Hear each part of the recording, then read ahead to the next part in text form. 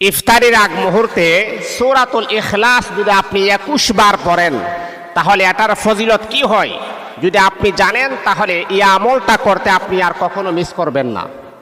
মা বাবাদেরকে আমি দৃষ্টি আকর্ষণ করে বলছি, শুনেন যুবক যুবতীরা যারা আছেন, আমি আপনাদেরকে প্রায় সময় ম্যাক্সিমাম সময় আমি আপনাদেরকে বলি, দেখেন সারাটা দিন আপনি রোজা রাখেন, ইফতারির আগ মুহূর্তে কমাস কম 20 মিনিট আগে ইফতারিটাকে রেডি করে আপনি ইফতারির সামনে আপনি বসা থাকবেন। কারণ হাদিসের ভিতরে আসছে, বিশ্বনবী মুহাম্মদ সাল্লাল্লাহু আলাইহি ওয়াসাল্লাম বলেছেন, ইফতারি সামনে নিয়ে আমার কোন উম্মতি মুহাম্মদী আল্লাহর দরবারে যখন দুই কানা হাত বাড়াইবে, আল্লাহ পাক তার মনের অনাকাঙ্ক্ষিত আশাগুলো আমার আল্লাহ কবুল করে নেবেন।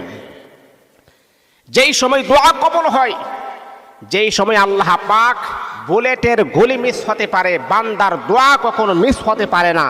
আর ওই সময় আমরা খাবার নিয়ে টানা হেঁচড়া করি, একজন আলুর চপ বানাচ্ছে, একজন বুট বানাচ্ছে, একজন ইফতার বানাচ্ছে, একজন শরবত বানাচ্ছে, এই নিয়ে ব্যস্ত।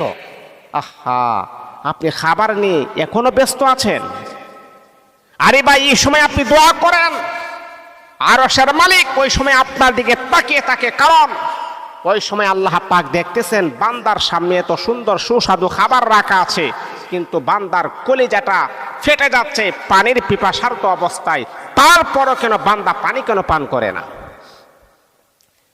এই আল্লাহ পাক রব্বুল আলামিনের বান্দা বান্দি, আপনি জানেন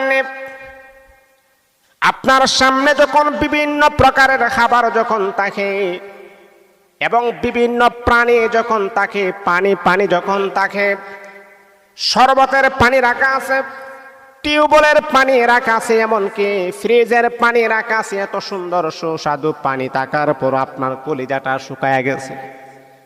আমার আল্লাহ তখন ফেরেশতাদেরকে জিজ্ঞাসা করে, ফেরেশতারা রে, আমি তো আমার বান্দার চেহারার দিকে নজর করে দেখলাম, বান্দার কলিজাটা পর্যন্ত শুকায় গেছে, এমনকি তার জিহ্বাটা পর্যন্ত শুকায় গেছে। এ ফেরেশতারা, আমার বান্দার সামনে এত সুন্দর পানি রাখা আছে, 2-3 জাতের পানি খাবার রাখা আছে, তারপরে কেন আমার বান্দা পানি খাই না? তার কলিজাটা শুকিয়ে আছে, এমনকি জিহ্বাটা পর্যন্ত শুকিয়ে আছে, তারপরে কেন পানি পান করে না? তখন ফেরেশতারা আমার আপনার পক্ষ হয়ে মালিকের কাছে বলে, মালিক, না না, তোমার বান্দা যদি কলিজাটা ফেটেও যায় তারপরও পানির গ্লাসের মাঝে মুখ দিবে না। আরে বলস কি? কোহা কেন? আল্লাহ, এখনো আলান হই নাই, এখনো তোমার আদেশ জারি হই নাই। যতক্ষণ পর্যন্ত তোমার আদেশ জারি না হবে ততক্ষণ পর্যন্ত তোমার বান্দা পানির গ্লাসের মাঝে মুখ লাগায়ও দেখবে না।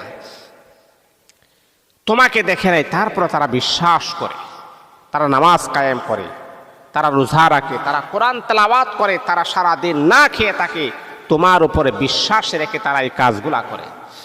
আল্লাহ পাক তখন বলে, ফেরেশতারা, আমার বান্দা আমাকে না দেখার পরে এত বিশ্বাস, এই যে ফজরের আগ মুহূর্তে খাবার খেয়েছেন, এখনো পর্যন্ত খাবার খাই নাই, এখনো পর্যন্ত তার স্ত্রীর কাছেও যাই নাই, ফেরেশতারা সাক্ষী থাকো, আমার ওই সমস্ত বান্দা এই মুহূর্তে যেই দোয়াই করবে সেই দোয়াটাই আমি আল্লাহ কবুল করে নিলাম।